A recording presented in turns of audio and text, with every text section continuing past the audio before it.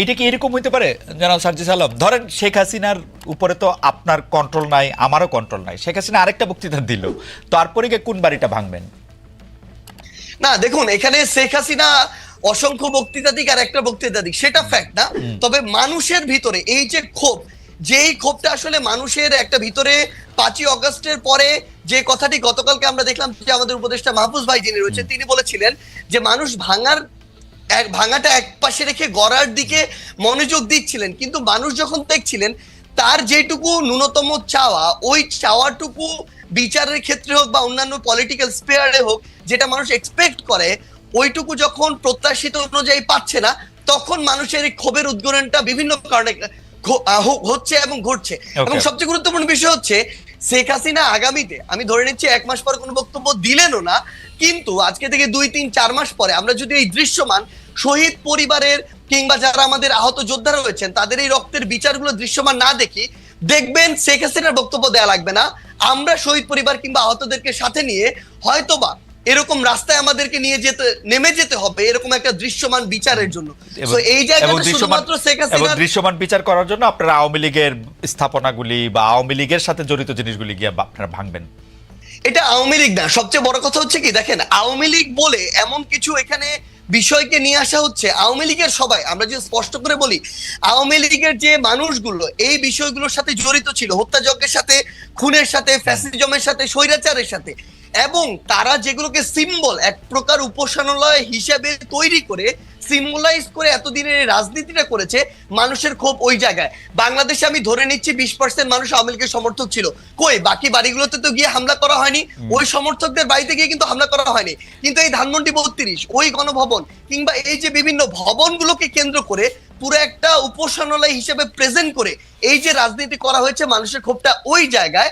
এবং এটা স্পেসিফিক ভাবে দল হিসেবে আওয়ামী লীগ নয়, বরং স্পেসিফিক ভাবে কিছু প্রতিষ্ঠান বা উপাদান যেগুলোকে সামনে রেখে এতদিন আওয়ামী লীগ এই অত্যাচার নিপীড়নের রাজনীতিটা করেছে। ওকে জনাব সার্জিস আলম, আপনি যে বিচার না হওয়ার কথা, যারা এর জন্য দায়ী সেটা না হওয়ার কথা সেটা আপনি বলেন। আমি মনে করি বাংলাদেশে জুলাই আগস্টে বা তার আগে যতগুলি রাজনৈতিক হত্যাকাণ্ড হয়েছে, যতগুলি রকম পুলিশ গুলি চালিয়েছে, নিবর্তনমূলক যত রকম কাজ করেছে, সেটা সরকার প্রধান, সেটা এককভাবে তাকে দায়ী করা উচিত, অন্তত প্রথম জায়গায় তাকে রাখা উচিত।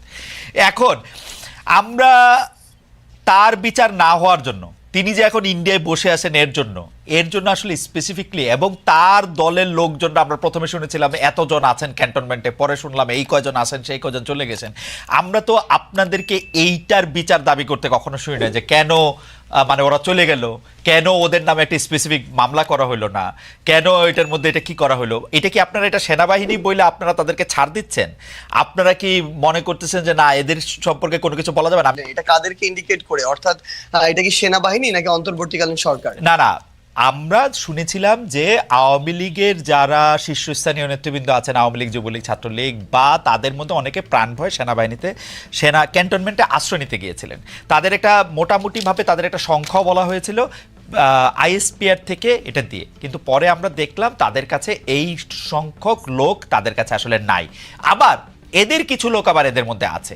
আমি সেজন্য জানতে চাইছিলাম যে আপনারা কি আসলে এই যে যাদেরকে ছেড়ে দেওয়া হলো, এমনকি শেখ হাসিনাকে যে বিদেশে চলে যেতে দেওয়া হলো পদত্যাগের পরে, এর জন্য কি আপনারা সেনাবাহিনীকে বা কাউকে আসলে দায়ী মনে করেন কিনা? আপনারা যে বিচারের কথা বলছেন, দেখেন দুইটা বড় বিষয় সার্জিস।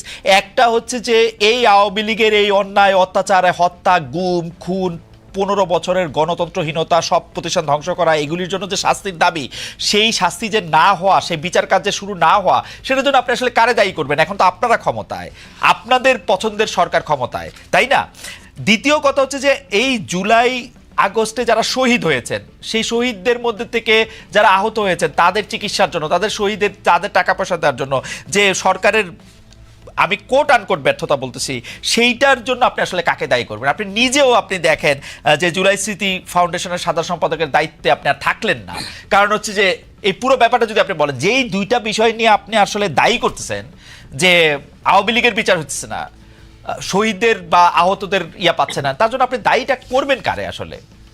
নিজেরা ছাড়া? দেখুন, এই জায়গায় হচ্ছে না, যেখানে আমার নিজের দায় আছে, আমার নিজের দায়ও সেখানে স্বীকার করতে কোনো সমস্যা নেই, কিন্তু সবচেয়ে বড় কথা হচ্ছে আমরা আমাদের জায়গা থেকে যে জিনিসটা মনে হয়েছে সেটা হচ্ছে বর্তমানে অন্তর্বর্তীকালীন সরকারে খুব স্বাভাবিকভাবে যখন এখানে উপদেষ্টা নির্ধারণ করা হয়, বিভিন্ন দলের মতের বিভিন্ন স্টেক হোল্ডারের সাজেশন দেওয়া হয়, সবাই সবার জায়গা থেকে এই যে মানুষগুলোর নাম সাজেশন করেছিল যারা এখন রয়েছে উপদেষ্টা পরিষদে, সবাইকে হয়তো এরকম মনে করা হয়েছিল যে এই মানুষগুলো তাদের জায়গায় স্ব কর্মক্ষেত্রে এই মানুষগুলো ভালো এবং তাদেরকে এখানে সাজেস্ট করা হয়। কিন্তু আমার জায়গা থেকে, আমার ব্যক্তিগত জায়গা থেকে মনে হচ্ছে এখন যারা আমাদের এই জায়গায় উপদেষ্টা পরিষদে রয়েছেন, অনেকের ক্ষেত্রে এই জিনিসটা খাটে। তারা হয়তো মনে করছেন যে বাংলাদেশের যে মানুষ যারা রয়েছে তারা হয়তো হয় তাদের মতোই সবাই ভালো, না হয় তারা মনে করছেন যে এই মানুষগুলো খুব দ্রুত ভালো হয়ে যাবে, একটা সুযোগ দিয়ে দেখি। কিন্তু সবচেয়ে বড় কথা হচ্ছে এই বাংলাদেশে আমরা দেখছি প্রত্যেকটা সেক্টরে মানুষদের শিরায় শিরায় আসলে এই যে এতদিনের যে ফ্যাসিজম কিংবা এই যে একটা চিন্তা ভাবনার একটা করাপ্টেড চিন্তা ভাবনা ঢুকে গিয়েছে, যে বের করে নিয়ে আসার জন্য একটা স্ট্রিক্ট একটা ওয়েতে যাওয়া প্রয়োজন, কিন্তু খুব স্বাভাবিকভাবে সেটি আমরা দেখছি না।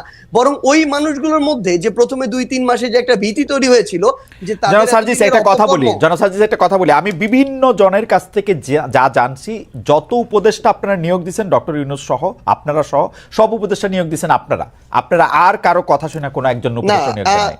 আচ্ছা, সবচেয়ে ভাই একটা জিনিস একদম ক্লিয়ার করি, এটা হচ্ছে সবচেয়ে বড় মিথ্যা কথা। কেউ যদি বলে থাকেন তাহলে তিনি মিথ্যা বলেছেন অথবা না জেনে বলেছেন।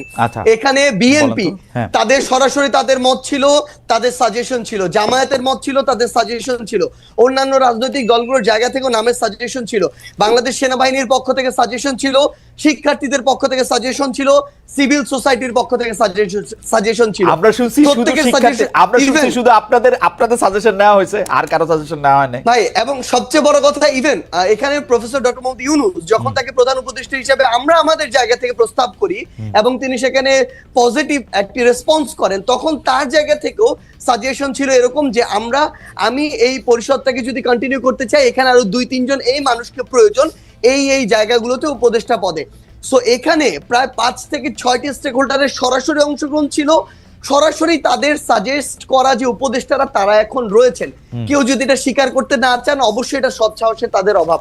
এখন যদি এই কথাটি বলি যে এখানে যে জিনিসটা আমরা আমাদের জায়গা থেকে দেখতে পাচ্ছি, সরকারের আসলে অনেক উপদেষ্টার নর্মাল সময়ে যেরকম একজন মন্ত্রী অ্যাক্টিভলি এখানে পার্টিসিপেট করার কথা, গার্ডস দিয়ে বোল্ডনেস শো করে কাজ করার কথা, অনেক উপদেষ্টার ভিতরে আমরা এখন সেটা দেখতে পাচ্ছি না। তারা গতানুগতিক তাদের যে অফিস ওয়ার্ক, সেই অফিস ওয়ার্ক গুলো তারা তাদের জায়গা থেকে করছেন। সো আমাদের জায়গা থেকে মনে হচ্ছে যে যেভাবে এরকম একটি করাপ্টেড আমলাতন্ত্র এতদিন ধরে চলেছে বা করাপ্টেড করা হয়েছে, সেই আমলাতন্ত্রকে ব্যবহার করে যখন তাদের মতো করে গতানুগতিক একটি মন্ত্রণালয় চলবে, সেটা থেকে কাঙ্ক্ষিত আউটপুট কখনো পাওয়া সম্ভব নয়। এই বিষয়টি আমরা এখন আমাদের জায়গা থেকে দেখছি। এই যে বিচারিক যে প্রক্রিয়াটি, আপনি সেনাবাহিনীর এখানে ক্যান্টনমেন্টে প্রায় 6 শতাধিক বিভিন্ন মানুষজন তাদের আত্মগোপনে থাকার কথা যেটি বলছেন, আমরা আমাদের জায়গা থেকে বৈষম্য বিরোধী ছাত্র আন্দোলন প্ল্যাটফর্ম, জাতীয় নাগরিক কমিটি প্ল্যাটফর্ম, এই জায়গা থেকে আমরা সরকারকে পুশ করেছি। আমাদের যারা ছাত্র উপদেষ্টা 3 জন রয়েছে সরকারে, তাদেরকে বলেছি, তারা তাদের জায়গা থেকে সরকারকে বলেছে, সেনাবাহিনীকে বলেছে। সেই জায়গায় সেনাবাহিনী একটা রিপোর্টও দিয়েছে। শেষ করে একটু, সেই রিপোর্টে যেটি দেখানো হয়েছে যে রাজনীতিবিদ যারা ছিল তাদের সংখ্যাটা বেশ কম, ইভেন এটা 100-রও নিচে, তারা বলছেন অ্যারাউন্ড 50-এর মতো। এবং এই জায়গাটার সংখ্যাটা সবচেয়ে বেশি হচ্ছে কিছু পুলিশ কর্মকর্তা, কিছু আমলাতন্ত্রের কিছু আমলা, তারা তাদের পরিবার সহ ওই বিভিন্ন বাড়িগুলোতে তাদের আত্মীয় স্বজন বাসায় আশ্রয় নিয়েছিলেন।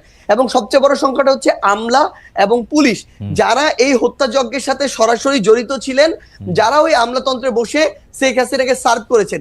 সেই জায়গায় এখন সবচেয়ে বড় যে সমস্যাটি হচ্ছে, তারা কিছুদিন আত্মগোপনে বা কাজে ঠিকমতো অংশগ্রহণ না করে এখন বিভিন্ন ফর্মে আবার অংশগ্রহণ করছেন, কিন্তু সরকারের জায়গায় যে একটি স্ট্রিক্ট হয়ে যে একটি ব্যবস্থা নেওয়ার যে প্রক্রিয়াটি, সেটি আমাদের জায়গা থেকে আমরা দেখছি না। বরং আমরা যেটি দেখছি যে ওই আমলাতান্ত্রিক যে বিচারিক প্রক্রিয়া, ওই জায়গায় সরকার এখন ঢুকে সেই প্রসেসের মধ্যে দিয়ে যাচ্ছে।